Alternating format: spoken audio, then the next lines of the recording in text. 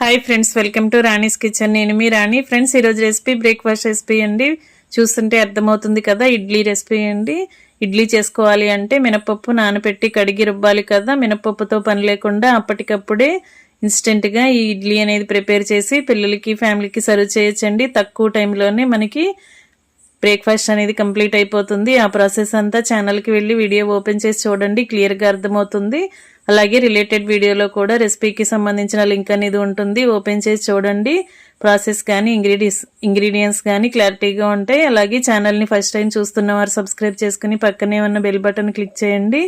నేను పెట్టబోయే రెసిపీస్ అన్ని డైలీ మీ ఫోన్కి నోటిఫికేషన్కి వస్తాయి, ఓపెన్ చేసి చూడండి.